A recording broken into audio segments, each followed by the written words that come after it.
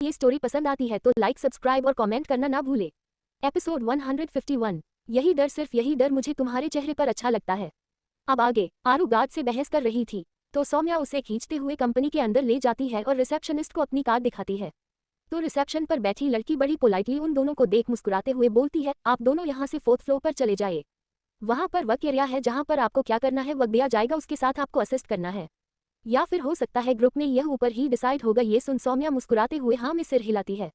तभी आरू उस रिसेप्शनिस्ट को देखते हुए बोलती है, आप बहुत ब्यूटीफुल हो और उससे भी ज्यादा आपकी बातें। ये सुन वह लड़की मुस्कुराकर बोलती है, थैंक यू मैम। बस फिर क्या था मैम। ये सुनते ही आरू तो जैसे चने के झाड़ पर चढ़ जाती है। ये देख सौम्या नागवारी से सिर हिलाती है। तभी दोनों आगे बढ़ते हैं तो आरू सामने देखकर सॉफ्ट होते हुए बोलती है, ओ तेरे की, अरे सोमू देखना कितनी बड़ी एरिया है। ये बोलते हुए इधर उधर देखती है। तभी सौम्या जहां आरू खड़ी थी वह जाकर खड़ी होती है तो वह भी एक पल के लिए हैरान हो जाती है। दरअसल फ्लो से रिलेटेड वह नीचे से तीसरे महले पर थे। दरअसल नीचे भी गोदाम की तरह पूरी वर्क एरिया बनाया गया था। जिस जिस चीज को वह फर्स्ट फ्लोर समझ रहे थे उसके ऊपर से नीचे कई फ्लोर को झांक सकते थे जहां पर इस समय बहुत सारी बड़ी बड़ी मशीनों के साथ काम हो रही थी।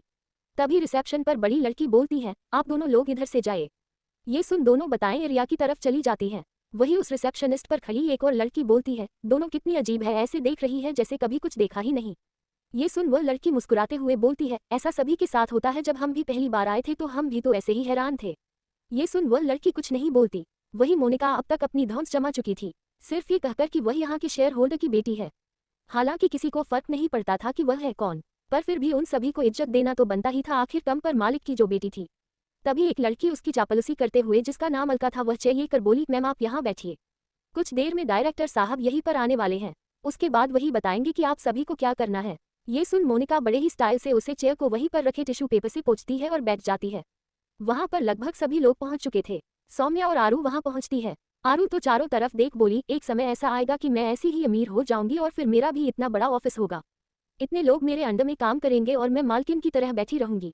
वह अपने मन में बड़बड़ाए जा रही थी। ये सुन उसके पीछे खड़ी सौम्या उसका हाथ पकड़ खींचकर आगे ले जाते हुए बोलती है, मैडम भूलिए मत, ये कंपनी किसका है। ये सुनते ही आरू को कुछ याद आता है और वह खुशी से चिल्लाने को होती है तो सौम्या दांत पीस घुरकर देखती है तो आरू चुप हो जाती है। कुछ देर बाद वहां पर अचानक सब सीधे बैठ जाते हैं जो अभी मस्ती मजाक में काम कर रहे थे। ये देख आरू सौम्या के कान के पास बड़बड़ाए, ऐसा कौन है जिसके आने के नाम सुनकर हो सभी सीधे बैठ गए। तभी सौम्या की नजर सामने टिक जाती है जहां अपने कोट को ठीक करते हुए वैभव और आदित्य दोनों ही दो और लोगों के साथ वहां पर आते हैं। वैभव और आदित्य को देख सभी उन्हें ग्रिट करते हैं। वही सौम्या की नजर वैभव पर थी। वैभव का ये ऑरा देखना उसके लिए काफी खुशी की बात थी। तो वही आरू मुंह खोल देख रही थी तो उसका मुंह खुला देख एक कलीग उसके मुंह को बंद करते हुए बोलती है, अपना मुंह तो बंद कर ले, माना कि सर हैंडसम है पर तुम्हें नहीं पता वह यहाँ पर कितने स्ट्रिक्ट है। ये सुनते ही आरू अचानक शांत रहती है और खुद से ही बोलती है, साला मुझे तो पता ही नहीं था यहाँ पर तो ठाठ है इनके। वैभव सभी को देखते हुए बोलता है, जैसा कि आप सभी को 1 महीने की इंटर्न है तो आप सभी को आपके सिलेबस के अकॉर्डिंग आपको एक सब्जेक्ट दिया जाएगा और उसी को आपको प्रैक्टिकल यहाँ सीखना है। ये सुन सभी हाँ में सिर हिलाते हैं। वही आरू की नजर तो चारों तरफ देख थोड़ा जोर से वैभव बोलता है, मिस आपकी तारीफ। ये सुनते ही आरू की आंखें बड़ी हो जाती है। आरू जी, आरू गिरवाल। ये सुनते ही वैभव बोलता है, यहाँ पर आप जो ऐसे अपना सर किसी कबूतर की तरह हिला रही है यह नहीं चलेगा, काम चलेगा उसकी। यह बात तो सभी हंस देते हैं। वही आरू को तो अपनी फुल बेइज्जती समझ आती है और खुद से ही बोलती है, आपको तो मैं छोड़ूंगी नहीं। तभी आदित्य बोलता है, ये दोनों लोग आपके यहाँ पर आपके काम को समझाएंगे और हाँ, कॉलेज की तरह यहाँ कोई मस्ती नहीं चलेंगी क्योंकि इसे सीरियसली लेना है। ये बोल वह एक नजर आरू को देखता है जिसका चेहरा देखने लायक था। वही एक नजर सौम्या को देख वहां आदित्य के साथ चला जाता है। वही वह दोनों जितने भी लोग थे सभी को गाइड करने लगते हैं। वही आदित्य और वैभव भी ही उन सभी से थोड़ी दूर जाते हैं और एक दूसरे को देखते हैं और जोर जोर से हंसने लगते हैं। उन्हें आरू का चेहरा याद आ रहा था। ये देख आदित्य बोलता है, वैभव मुझे लगता है हमारी तो खैर नहीं है। ये सुन वैभव बोलता है, तेरा तो नहीं पता पर मेरी तो लगनी है। वह अच्छा खासा सबक सिखाएगी क्योंकि मैं आरू की हरकत को जानता हूँ। तभी आदित्य बोलता है, क्या भाई को पता है कि आरू यहाँ पर है। ये सुनते ही वैभव कुछ चुप सा हो जाता है। वह गहरी सांस लेते हुए बोलता है, मुझे नहीं पता और मुझे तो यह नहीं समझ आ रहा कि इस बार अधिराज मुझे अपने साथ क्यों नहीं ले गया। मुझे कुछ तो गड़बड़ लग रही है। ये सुन आदित्य उसके कंधे पर हाथ रखते हुए बोला, तुम कुछ ज्यादा ही सोच रहे हो, पर वैसे देखना दिलचस्प रहेगा 1 महीने तक आरू क्या करती है भाई के साथ। ये सुन वैभव उसे देख बोलता है, क्यों। ये सुन आदित्य बोलता है, किसी को बताना मत। ये बोल धीरे से उसके पास जाकर बताता है कि आरू ने कैसे एग्जाम को पास किया और क्यों किया। ये सुन वैभव मुस्कुराते हुए बोलता है, काश अधिराज आरू के इस पनप रहे प्यार को सच में अपना ले। ये सुन आदित्य बोलता है, तुम्हें ऐसा क्यों लग रहा है कि भाई आरू से प्यार नहीं करते। ये सुन वैभव आदित्य को देखते हुए बोला, आदित्य आज भले ही मेरी बहन उसकी वाइफ है पर यह सच ये भी है कि मैं उसका साथ हमेशा रहा हूँ। तो उसका किसके प्रति कैसा प्यार रहा है यह मैं भी अच्छे से जानता हूँ और तुम भी। और तुम्हें भी पता है कि रावी उसकी जिंदगी में कितनी मायने रखती थी, इतनी की आरू भी नहीं रखती थी। ये सुन आदित्य बोलता है, पर मुझे भाई की आंखों में आरू के लिए प्यार दिखता है। ये सुनकर वैभव बोलता है, प्यार है पर दोबारा प्यार, और कहा जाता है ना पहला प्यार इंसान नहीं भूलता। ये बोल वह आदित्य के कंधे पर हाथ रखते हुए बोलता है, और यह बात तुमसे बेहतर कौन जानता है। ये बोल वह चला जाता है और जाते हुए रुक कर बोलता है, और मैं खुद चाहूंगा कि जो तुम कह रहे हो वह सच हो। अधिराज आरू को तो कभी नहीं छोड़ेगा, इस बात की मुझे गारंटी है। पर मैं चाहता हूँ कि वह सिर्फ शादी को निभाने के लिए नहीं, उस प्यार से मेरी बहन को रखें जो वह डिजर्व करती है। ये बोल वह चला जाता है। वही आदित्य जाने लगता है, तभी उसकी नजर अपने केबिन में बैठ रही काव्या पर जाती है। ये देख एक गहरी सांस ले अपने कैबिन की तरफ चला जाता है। वहीं दूसरी तरफ कॉलेज से छूटने के बाद प्रीता अपने मोबाइल को लिए वह रोड पर खड़ी प्रियांशु, बरखा और श्रुति का इंतजार कर रही थी। क्योंकि प्रीता लाइन से थी तो उसका डिपार्टमेंट अलग था। वह मोबाइल में गुम थी, तभी उसके सामने अचानक एक बड़ी सी कार आकर रुकती है। कार इतनी तेजी से रुकती है कि प्रीता एक पल के लिए हिल सी जाती है, पर अगली ही पल कुछ ऐसा होता है कि वह सोच भी नहीं पाती। कार के आगे का डोर अचानक खुलता है और उसे कोई अंदर खींच लेता है और डोर लॉक होकर गाड़ी वहां से तेजी से निकल जाती है। ये सब इतनी जल्दी होता है कि प्रीता को तो समझने में भी समय लगता है, पर जैसे ही समझ आता है वह चिल्लाने को होती है कि तभी उस फील होता है कि डोर लॉक है। तभी वह साइड फेस कर उस इंसान की तरफ चेहरा करती है और उस इंसान को देख वह एक बिल्कुल सहम जाती है, पर हिम्मत कर चिल्ला कर बोलती है, आपको ऐसी घटिया हरकत करते समय शर्म नहीं आती। गाड़ी रोकिए, मैंने कहा गाड़ी रोकिए। पर शायद उस इंसान को उसके चिल्लाने का भी कोई फर्क नहीं पड़ रहा था।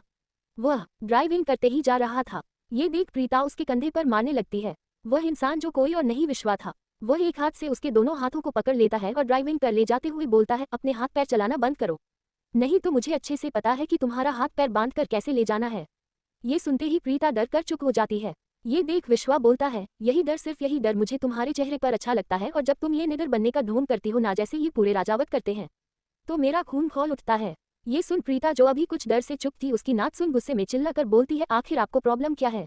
आप इतनी घटियापन की हरकत पर उतर आए हैं और शर्म नहीं आती आपको? खुद को एक नेता बताते हैं, अगर आप जैसे नेता ऐसे होंगे तो कहाँ से लड़कियां सुरक्षित रहेगी, और अपनी गंदी नजर ऐसे ही लड़की पर रखेंगे तो। इससे ज्यादा वह कुछ बोल पाती कि तभी विश्वा अचानक गाड़ी जोर से रोकता है, जिससे प्रीता भी झटका खाकर गिरने को होती है, पर विश्वा उसका हाथ अभी भी पकड़ रहता है तो वह गिर नहीं पाती। विश्व उसकी तरफ झुककर उसके बेहद करीब आ जाता है। ये होते ही प्रीता डरकर आंसू भरी आंखों से उसे देखते हुए पीछे सीट से चिपक जाती है। तभी विश्वा उसके आंसू को देखते हुए उसका चेहरा अपने एक हाथों में पकड़ते हुए बोलता है, लड़कियों के साथ क्या करना है और कैसी जबरदस्ती करना है ये तो तुमने देखा ही नहीं, और तुम्हें शायद कुछ पता नहीं है। अभी जो तुम्हारा यह मुंह ज्यादा चल रहा है ना, इसे एक झटके में बंद कर सकता हूँ। ये बोल वह अपने होंठ उसके करीब लाता है तो प्रीता और ज्यादा दूर होने लगती है। ये देख विश्वा उससे दूर होते हुए बोलता है, अब चुपचाप बैठे रहना और अपना मुंह बंद रखना, नहीं तो तुम्हारा मुंह भी कैसे बंद करना है मुझे अच्छे से पता है, और जहां चल रहा हूं चुपचाप चलो। ये बोल गाड़ी आगे बढ़ा देता है। वही प्रीता की आंखों से झरझर आंसू गिरने लगते हैं और वह खिड़की के बाहर चुपचाप देखने लगती है, क्योंकि वह काफी दूर आ चुकी थी और वह कुछ भी नहीं कर सकती थी। एपिसोड 152, विश्वा प्रीता आए करीब। आरू ने अपने दिल की बात प्रियांशु के सामने रख दी थी। वहीं दूसरी तरफ प्रीता जो अब ठंड काफी बढ़ने लगी थी, जब दोनों ने ही फोन नहीं उठाए तो वह नीचे जाने को होती है, तभी वह देखती है कि दरवाजा बंद है जो कि सीढ़ी से होते हुए नीचे जाना था। ये देख प्रीता सोचती है, दरवाजा अभी तो खुला था। ये बोल उसे जैसे ही पुश करती है पर वह नहीं खुलता। ये देख वह घबरा जाती है और वह उसे जोर जोर से हिलाने लगती है, पर वह नहीं खुलता। ये देख उसकी घबराहट बढ़ने लगती है, क्योंकि वह एक खुला छत था और सबसे बड़ी बात उसने कुछ भी नहीं लिया था। ठंडी रात की वजह से बड़ी हुई महसूस हो रही थी। ये देख वह अपने हाथों को सहलाते हुए बोलती है, किसने बंद कर दिया? अरे एक बार पूछ तो लिया होता कि कोई ऊपर है या नहीं है। मैं तो इस ठंडी में पड़ी हूं, न जाने अब मेरा क्या होगा। यह बातें बोलते हुए वह लगभग रोने के कगार पर थी। तभी उसे किसी की आवाज सुनाई देती है, तो वह घबरा कर पीछे देखती है तो उसे हल्की हल्की धुएं और कुछ जलने की रोशनी दिखाई दे रही थी। वह घबरा कर पूछती है, कौन है? तो उधर से वह शख्स बोलता है, इतनी रात को छत पर, वह भी अनजान जगह पर, सोचो यदि कोई हादसा हो जाए तो। ये बोल वह इंसान उसकी तरफ चलते हुए आ रहा था। ये देख प्रीता घबरा जाती है और वह इधर उधर देखते हुए कुछ ढूंढने लगती है। तभी उस इंसान की हंसने की आवाज आती है, कोई फायदा नहीं, अब तो तुम जाल में फंस चुकी हो। ये बोल वह इंसान उस रोशनी में आता है जहां पर प्रीता खड़ी थी। सामने वाले इंसान को देख प्रीता डर और गुस्से में चिल्लाती है, आप, मुझे लगा ही था ऐसी ओछी हरकत आप जैसा घटिया इंसान ही कर सकता है। अरे इस पूरे घर में, पूरे खानदान में यदि कोई घटिया हो सकता है तो वह आप हो। ये बोलते हुए वह लगातार पीछे जा रही थी। सामने खड़ा विश्वा जो छत पर आया था, पर वहां पर प्रीता को देख उसे डराने का सोचता है और वह ऊपर से छत लॉक कर देता है। पर प्रीता को अपने लिए घटिया शब्द बोलते हुए उसके चेहरे पर गुस्सा भरा जाता है और वह उसकी तरफ 2 कदम बढ़ाते हुए बोलता है, क्या बोला तुमने? घटिया? तुम्हें पता भी है घटिया कैसे होते हैं? ये सुन प्रीता जो लगभग कब दीवार से चिपक चुकी थी, वही विश्वा उसके करीब आ चुका था। वह उंगली दिखाते हुए बोलती है, घटिया के अच्छे खासे उदाहरण हैं, अब समझ में आया। मुझे नहीं पता था कि आप इस घर के इंसान हैं। अरे ऐसा इंसान जो किसी को भी लड़की को भी बेइज्जत करे। ये बोलते हुए वह चुप हो जाती है। तभी विश्वा उसके बेहद जो करीब आ चुका था वह उसके दोनों तरफ दीवार पर हाथ रखते हुए बोलता है, क्या बोला तुमने अभी घटिया? मुझे तो कोई ऐसी बातें याद नहीं है जो मैंने तुम्हारे साथ की हो। ये सुनते ही प्रीता दांत पीसते हुए बोलती है, लगता है भूल गए रास्ते पर जबरदस्ती मुझे किस किया था। वह आप थे या कि आपका कोई भूत था? ये सुनते ही विश्वा उसे गहरी नजरों से देखते हुए बोला, ओह तो तुम्हें याद है, मैं तो ये बात कब का भूल चुका था। ये सुनते ही प्रीता को याद आता है कि उसने फ्लो में क्या बोल दिया। पर तभी प्रीता उसे हाथ दिखाते हुए बोलती है, एक बात याद रखना, अगर आपने मेरे साथ कुछ भी ऐसा वैसा करने की कोशिश की ना तो मैं अपने भाई से बता दूंगी, उसके बाद आपका क्या हश्र होगा आप सोच भी नहीं सकते। ये सुनते ही विश्वा उससे थोड़ा दूर होता है और हंसते हुए बोलता है, क्या कहा तुमने तुम्हारा भाई? ये बोलते हुए वह अचानक प्रीता को पकड़ अपने पास खींच लेता है। प्रीता इस एक्शन के लिए बिल्कुल तैयार नहीं थी। वह लगभग उसके सीने से जा लगती है और उसके हाथ उसके कंधे पर चले जाते हैं। वह उससे खुद से दूर करते हुए बोलती है, छोड़िए मुझे, दूर हटिए। ये सुनते ही विश्वा उसका पीछे से बाल पकड़ उसका चेहरा थोड़ा ऊपर कर देता है। उसके इतने करीबी से प्रीता के दिल की धड़कन डर से बढ़ चुकी थी। उसकी धड़कनों की आवाज सुनते हुए विश्वा प्रीता के सीने पर झुककर अपना सर रखता है। उसके ऐसे करने से प्रीता घबरा सी जाती है और वह उसे कंधे पर मारते हुए उसे दूर करने लगती है। पर विश्वा उसके हाथों को पकड़ पीठ पर लगाते हुए बोलता है, सुनने दो, कितने सुकून है इस धड़कन की आवाज में। यह बात वह इस तरह से बोलता है कि प्रीता उसकी बातों को सुनने लगती है। तभी विश्वा अपना सर ऊपर करते हुए बोलता है, तुम्हारा ये डर से मुझे एक सुकून सा मिल रहा है। ये सुनते ही प्रीता झटके में उसे खुद से दूर करते हुए बोलती है, हम राजावत क्या है इसका अंदाजा शायद आपको नहीं है। मुझे तुम सभी राजावत से कोई मतलब भी नहीं है, पर हाँ तुम में जरूर इंटरेस्ट है। वह क्या है ना, तुम काफी डिलीशियस हो। ये कह वह अपने होठों पर जीभ फिराता है। प्रीता उसे घूरने लगती है और उससे दूर होते हुए बोलती है, सबके युवा नेता जो दुनिया की नज़र में महान, पर असल में वह कितने बड़े छिछोरे हैं। अगर यह बात आपकी पार्टी वाले जान जाएंगे ना तो आपको एक झटका भी नहीं लगेगा अपनी पार्टी से निकालने में। क्या हो जब मैं जाकर यह बता दूं कि उनके नेता जो कि इतने बड़े चुनाव में खड़ा हो रहा है उसे लड़कियों की ही इज्जत नहीं है और वह रास्ते में लड़कियों को रोककर किस करता फिरता है। ये सुन विश्वा उसे घूरने लगता है और घूरते हुए बोलता है, तुम में कुछ ज्यादा ही गट्स आ गए हैं। ये सुनते ही प्रीता टेढ़ी मुस्कान के साथ बोली, क्यों, डर लग रहा है? ये सुनते ही वह उसे घूरता है तो प्रीता बोलती है, वैसे कितनी लड़कियों के साथ यह बदतमीजी की है या फिर हर नेता की तरह भ्रष्ट ही है, सब जगह मुंह मारते हुए।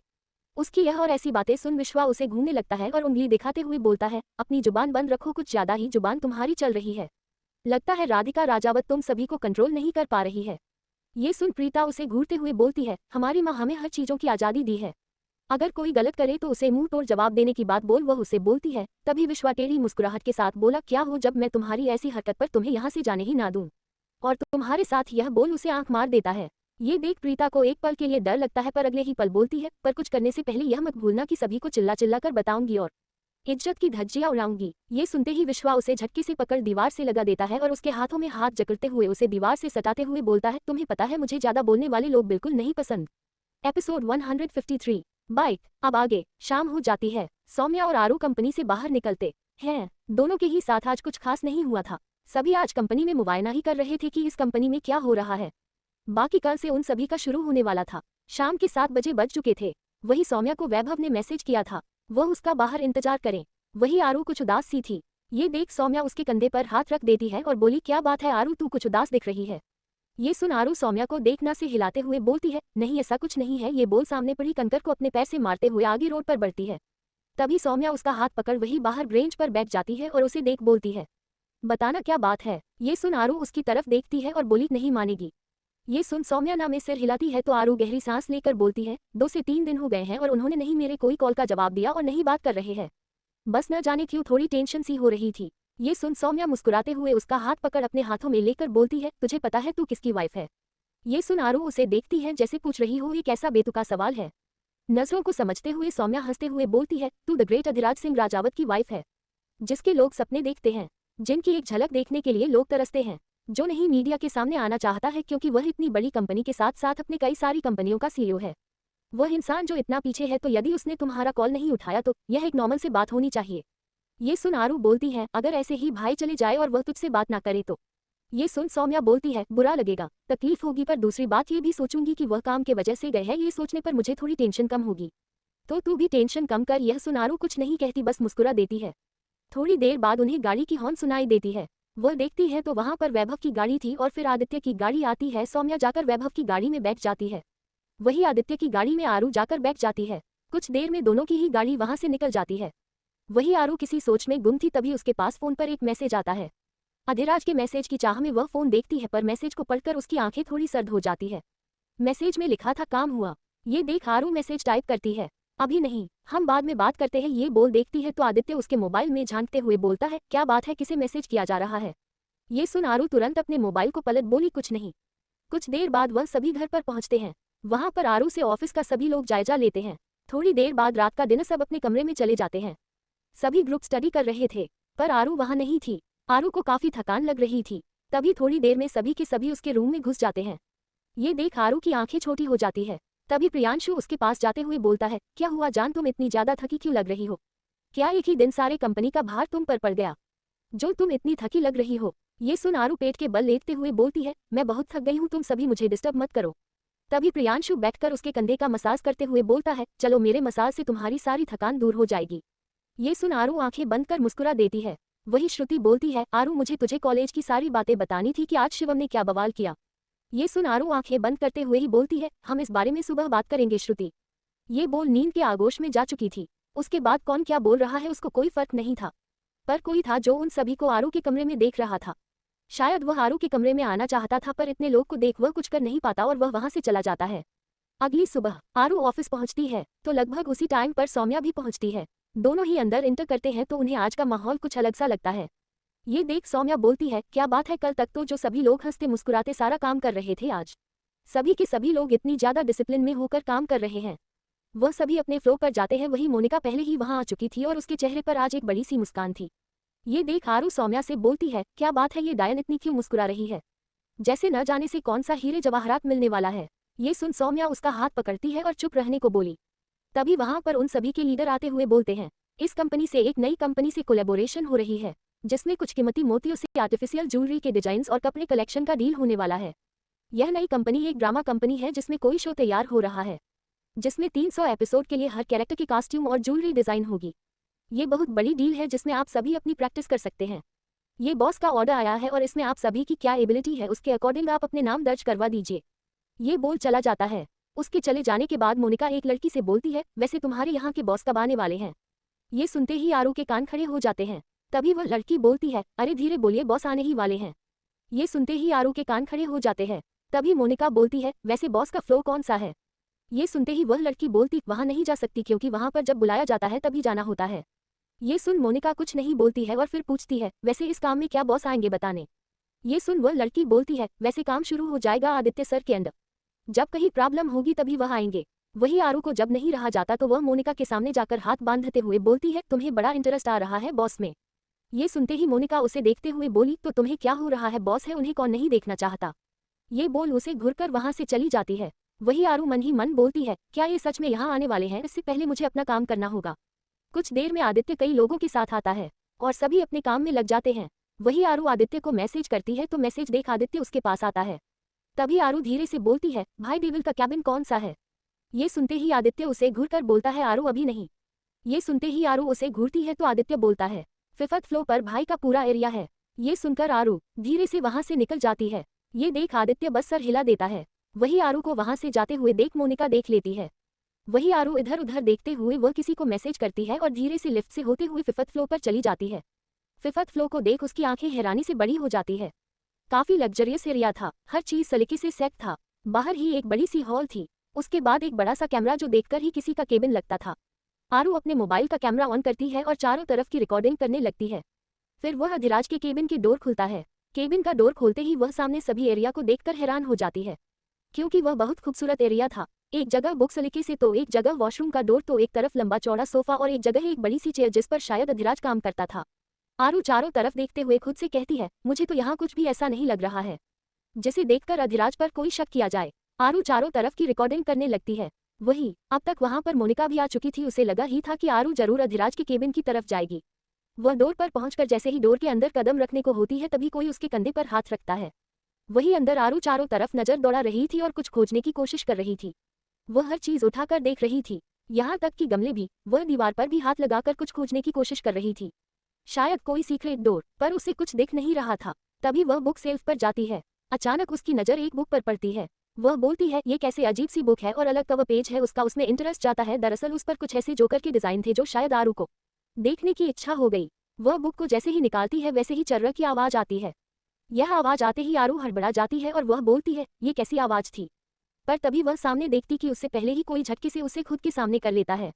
यह इतनी जल्दी होता है कि आरू समझ भी नहीं पाती और वह आंखें बंद कर लेती है। पर आंखें बंद करने के बावजूद उसे किसी की खुशबू आती है। इस खुशबू आरू बेहद करीब से जानती थी। वह आंखें बंद कर ही बोलती है, डेविल। वही अधिराज आरू को ही एकटक देखे जा रहा था, जो आंखें बंद कर वही सामने जो बुक खोलने से एक की का होल दिख रहा था। अधिराज आरू से बुक लेकर वह उसे सेफ में लगा देता है। बुक के लेने से आरू अपनी आंखें खोलती है तो उसकी नजर अधिराज से टकराती है। अधिराज उसे ही देख रहा था। आपकी नजर उस पर ठहर सी जाती है। 3-पीस सूट पहन अधिराज बेहद मेच्योर एंड हैंडसम लग रहा था। वह उसे ही देखे जा रही थी। वही अधिराज तिरछी नजरों से आरू के मोबाइल पर नजर डालता है जिस पर रिकॉर्डिंग ऑन था। ये देख उसके चेहरे पर एक मुस्कान आ जाती है। वह आरू के कमर में हाथ डाल उसे वही दीवार से झटके से सटा देता है। यह इतनी जल्दी से होता है कि आरू समझ भी नहीं पाती। वही अधिराज आरू के चेहरे पर फूंकता है तो आरू अपनी आंखें बंद कर लेती है। शायद अधिराज को पता था कि आरू को वह कैसे अपने कंट्रोल में कर सकता था। अब आरू थी ही अधिराज के प्यार में पागल। कहते हैं ना, नया नया जब इश्क का खुमार चढ़ता है तो सामने वाले के इंसान के आगे वह सब कुछ भूल जाता है। वही आरू के साथ भी यही हुआ था कि जिस चालाकी से वह यहाँ पर आई थी, वह अधिराज के सामने अपनी सारी चालाकी को भूल गई थी। उसे तो ये भी नहीं पता था कि उसका कैमरा भी ऑन है। वही अधिराज उसके चेहरे के करीब आते हुए बोलता है, तो मिस आप मेरे केबिन में क्या कर रही हैं? अधिराज की बात सुनते ही आरू कुछ होश में आती है और होश में आते ही वह अपने मोबाइल का तुरंत लॉक कर अधिराज की तरफ देख हकलाते बोलती है, वह मैं यहाँ पर।